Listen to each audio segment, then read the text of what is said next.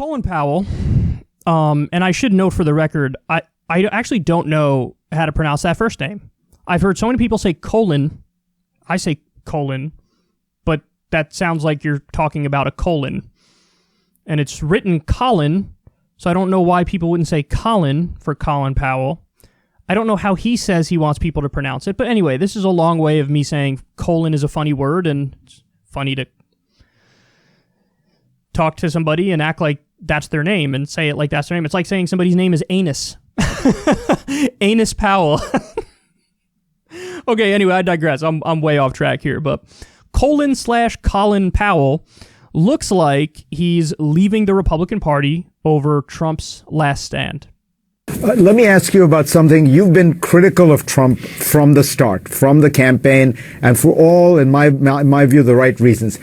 You watched your fellow Republicans, people you knew, people you'd worked with, cozy up to him, refuse to condemn him, thinking, they'd get away with it, they'd get his support. Do you feel like that dynamic has broken? Do they realize that, in a sense, they encouraged at least this wildness to grow and grow? They did, and that's why I can no longer call myself a fellow Republican. I'm not a fellow of anything right now. I'm just a citizen who has voted Republican, voted Democrat throughout my entire career. And right now, I'm just watching my country and not concerned with parties. And so I do not know how he was able to attract all of these people. They should have known better. But they were so taken by their political standing and how none of them wanted to put themselves at political risk. They would not stand up and tell the truth, or stand up and criticize him, or criticize others. And that's what we need. We need people who will speak the truth, who remember that they are here for our fellow citizens. They are here for our country. They are not here simply to be reelected again. Come on, guys, you can make it in private life if you don't get reelected. But right now, we need you to be real Americans who we can trust, who will tell the truth, who will argue on the basis of facts and not just argue on the basis of what their primary looks like. I always have mixed feelings when we hear stories like this, because do I like it when people leave the Republican Party? Of course that's a good thing.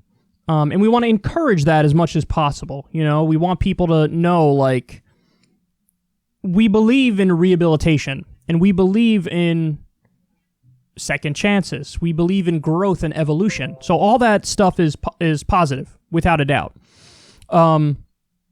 But the other part of the conversation is, here's a guy who helped lie us into an illegal war that killed minimum hundreds of thousands of innocent civilians.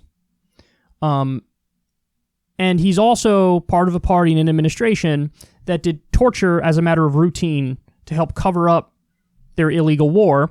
And we ended up torturing people who were innocent, not terrorists, and didn't do anything wrong. We cut deals with warlords in Afghanistan and Pakistan, and those people shipped us their political enemies and told us it was Al-Qaeda, and we tortured them and locked them up indefinitely with no trial. So he's part of an administration that ripped up the Constitution and shit on it. War criminals through and through. He helped lie us into that illegal war. Now, you want to be kind to him and say, no, he was duped too? Whatever, I don't care. You think of it however you want to think of it. But point is, there came a time soon thereafter where he knew what happened, where he absolutely was sure of what happened. And he didn't have a moment then where he had a conscience and he was like, wow, I can't believe I was part of all this. I have to leave the Republican Party now. He didn't leave the Republican Party over that stuff. He didn't leave it over that stuff. He didn't leave it over illegal and offensive wars. He didn't leave it over torture. He didn't leave it over the destruction of habeas corpus and due process. He didn't leave it over any of that. And so I guess my question is, why is this the last straw? When the last straw should have been back in the early 2000s for you. And, I guess it's because he was part of those crimes, so he rationalizes it. We had to do it. But when it's Trump, he can say, oh, okay, this goes too far because he's egging on an insurrection. I agree that goes too far. He was egging on an insurrection. Unacceptable. But really, you should have had this moment of conscience a long, long time ago, dude. a long, long time ago, and he just didn't.